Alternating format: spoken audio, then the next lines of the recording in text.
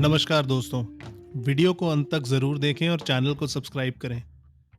आपका स्वागत है एक्सप्लोरिंग इंडियन विल्डरनेस में और मेरा नाम है सिद्धार्थ। ये कहानी है जिम कॉर्बेट की और ये कहानी शुरू होती है जब मैंने रिंगोरा में एक महिला के मरने की खबर सुनी।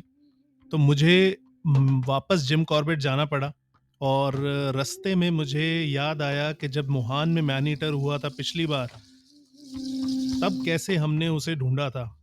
तो ये डायरी एंट्री चलिए शुरू करते हैं। डायरी एंट्री 24 दिसंबर 2024। सुबह ही मैं मुहान गांव के लिए निकल पड़ा। एक ऐसी जगह जो बाघों और जंगल के बारे में भावुक, किसी के लिए लगभग पौराणिक आकर्षण रखती है। सर्दियों के कोहरे ने जंगल को रहस्य के कफन में लपेट दिया और हवा में ठंड मानो जंगल के रहस्यों को कहीं ले जाती लग रही थी। मेरी डेस्टिनेशन थी टाइगर के देश का दिल, घने साल के जंगलों की छाया में बसा एक सूखा नदी का किनारा। ये मोहान गांव था जो बिल्कुल रिवर बेड पे बसा है। लक्ष्य, आदमखोर टाइग्रेस और उसके 3 सब एडल्ट कब्स की खोज करने के लिए, जो हाल ही में भय और आकर्षण का विषय बन गए थे। जैसे ही मैं घुमावदार जंगल की सड़क के साथ गाड़ी चला रहा था, कभी कभी मोरों की कॉल और पत्तियों की नरम सरसराहट मेरे साथ थी। मोहान की यात्रा असली थी, सुंदरता और घबराहट का मिश्रण था। ग्रामीणों ने बाघिन की बढ़ती साहस, उसकी जंगली प्रवृत्ति के बीच नेविगेट करने की उसकी क्षमता और एक आदमी खाने वाले के रूप में उसकी गंभीर कुख्याति के बारे में बात की थी। लेटेस्ट इंसिडेंट हर किसी के दिमाग में ताजा जंगल की एक अनप्रेडिक्टेबिलिटी का एक गंभीर उदाहरण दे रहा था। जब मैं गांव पहुंचा तो हवा बेचैनी से भारी थी।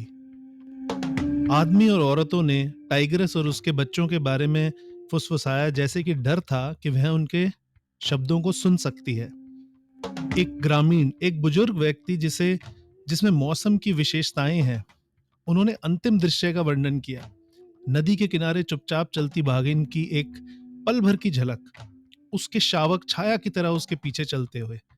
उन्होंने गंभीरता से अपना सिर हिलाया, उसकी शक्ति और बुद्धि के बारे में बात करते हुए, उसके गुण ऐसे जिसमें श्रद्धा और भय दोनों बयान हों।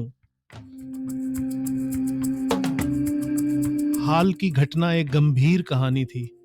जंगल के किनारे पर जलाऊ लकड़ी इकट्ठा करने वाला एक आदमी अनजाने में अपने क्षेत्र के बाहर चला गया था और बाघिन के क्षेत्र के अंदर बहुत करीब चला गया था। उसने बहुत तेजी से उस पर हमला किया। किसी ने रिएक्ट कर देने से पहले उसने जंगल के घने अंडरग्रोथ में उसे खींच लिया था। खोज दल ने बाद में एक पानी के छेद के पास उसके अवशेष पाए, जो बहुत भयानक था। गांव वालों ने इस घटना के बारे में दुख के साथ बात की। वे समझ गए कि बाघिन वृत्ति पर काम कर रही है, एक ऐसी दुनिया में अपने स्थान और अपने शावकों की रक्षा कर रही थी जहां मानव और जंगल के बीच रेखाएं बिल्कुल धुंधली होती जा रही हैं। पर्याप्त जानकारी इकट्ठा करने के बाद मैंने नदी के किनारे जाने का फैसला किया। बाघिन के लिए एक संभावित शिकार का मैदान। नदी का रास्ता उबड़ खाबड़ और बहुत शांत था।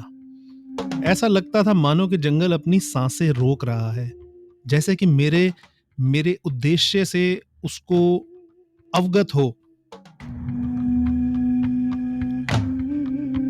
जैसे ही मैं वहां पहुंचा, कंकड़ और रेत के एक वास्ट विस्तार में पहुंचा मैं। वो पूरा खुल गया, जिसमें उथले पानी के पैच आसमान को रिफ्लेक्शन दे रहे थे। ये दृश्य बहुत ही सुंदर और भयानक था, क्योंकि जंगली घास बिल्कुल साथ थी और मुझे नहीं पता था कि इनमें से क्या निकल के आगे आ जाए।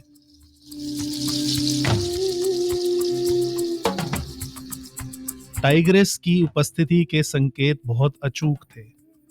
ताजा पगमार्क जो मैंने इस पूरी वीडियो में आप लोगों को दिखाए, और वो पगमार्क उसकी ताकत का एक एहसास कराते थे, मानो ये मैदान उसकी वसीयत हो। पास में मुझे एक कांकड़ के, एक बार्किंग डियर के अवशेष मिले और मुझे एहसास हुआ कि मैं टाइग्रेस के किल फीडिंग एरिया में बिल्कुल बीच में खड़ा हूं और वहां से मुझे गांव के घर दिखाई दे रहे थे, हाईवे दिखाई दे रहा था और ये बहुत ही भयानक था दोस्तों।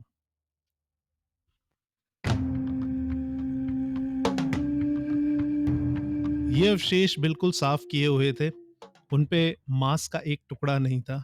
यह एक स्पष्ट संकेत था कि इनका किल एरिया, इनका फीडिंग एरिया जब गांव के इतनी पास था, तो इसका मतलब ये आसपास ही है। माहौल बहुत तनावपूर्ण था और इस ज्ञान से मैं भरा हुआ था कि मैं उनके डोमेन में चल रहा हूं।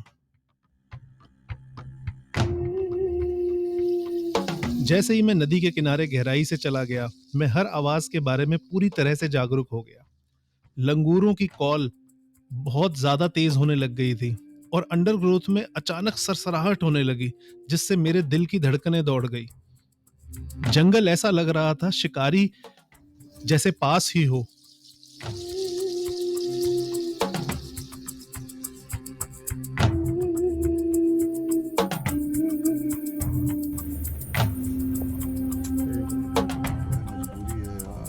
जो लंगूर इतनी दूर से बोल रहे थे, अचानक उनकी आवाज और तेज होती रही और फिर आई एक दिल दहला देने वाली, एक हाई पिच्ड, एक रिपीटेटिव चीतल की कॉल, जिसने मेरी स्पाइन में शिवर्स दौड़ा दिए।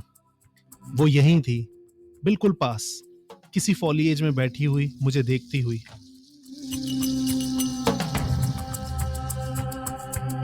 वो ऐसा मोमेंट था जो मैं बयान नहीं कर सकता। It was a blend of uh, एक रिस्पेक्ट था टाइगर के लिए और एक प्राइमल फियर था।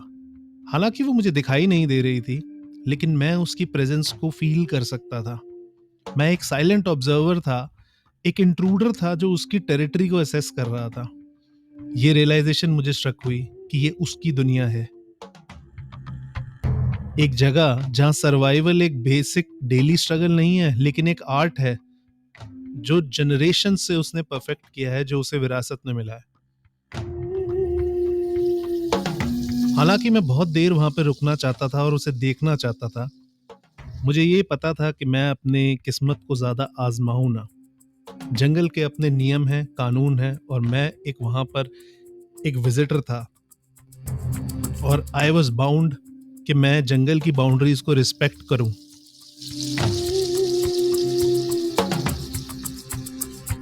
यही सोचते हुए मैंने धीरे धीरे अपने कदम वापस लिए, to avoid disturbing the delicate balance of this wilderness.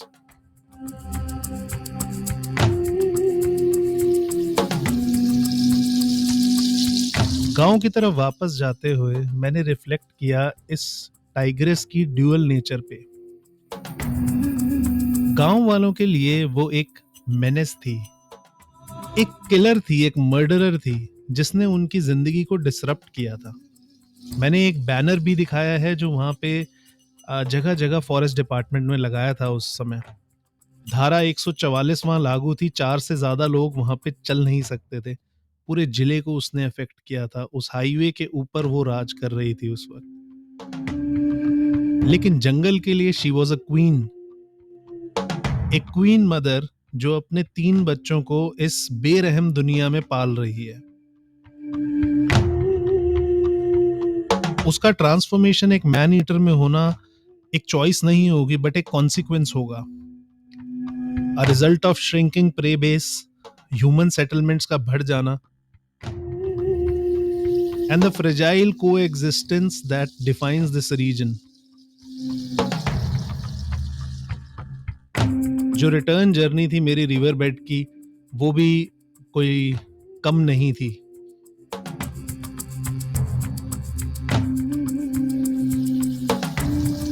डूबते हुए सूरज ने पूरे लैंडस्केप को ऑरेंज और गोल्ड के ह्यूज में नहला दिया था और जो शांति थी वो सिर्फ पानी की सरसराहट से, बहते हुए पानी की सरसराहट से टूटती थी या सियार के बोलने से टूटती थी। सियारों के निकट होने से मुझे एहसास हुआ कि टाइगर भी यहीं कहीं है। ये एक पीस का मोमेंट था, लेकिन फिर भी it carried the weight of the days experience that I had. जैसे जैसे मैं जंगल से दूर होता गया, मैं इस जंगल से, इस अनटेम्ड दुनिया से एक बहुत प्रोफाउंड कनेक्शन फील करता गया।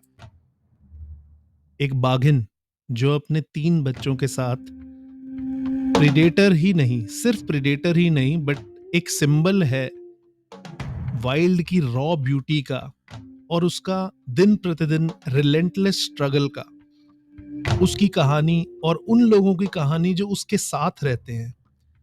ये एक बहुत बड़ा रिमाइंडर है हमारे लिए कि इन दोनों के बीच में एक डेलिकेट बैलेंस जरूर होना चाहिए ताकि किसी को नुकसान ना हो, and we must strive to maintain that delicate balance.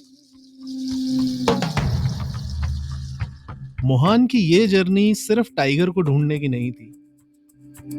It was about stepping into a world जहां पे सिर्फ नेचर के नियम कायदे कानून चलते हैं। एक ऐसी दुनिया जहां की हर आवाज का एक मतलब है और हर परछाई एक कहानी बयां करती है। It was about understanding the intricate dance of survival, जहां पे शिकारी और शिकार, आदमी और जानवर को एग्जिस्ट करते हैं एक अनईजी येट अनडिनाइबल हार्मनी में। जैसे आज मैं अपना जर्नल इसी के साथ खत्म करता हूं। मुझे उम्मीद है मैं वापस दोबारा आऊंगा, सिर्फ टाइग्रेस को ढूंढने के लिए नहीं, लेकिन इस जंगल, इस बेहद खूबसूरत और बेरहम जगह की मिस्ट्रीज को अनरेवल करने के लिए। वीडियो पसंद आया हो तो लाइक ज़रूर करें दोस्तों, और आगे की भी मैं कहानियाँ डालता रहूँगा। Thank you so much for listening. Have a good day, bye bye.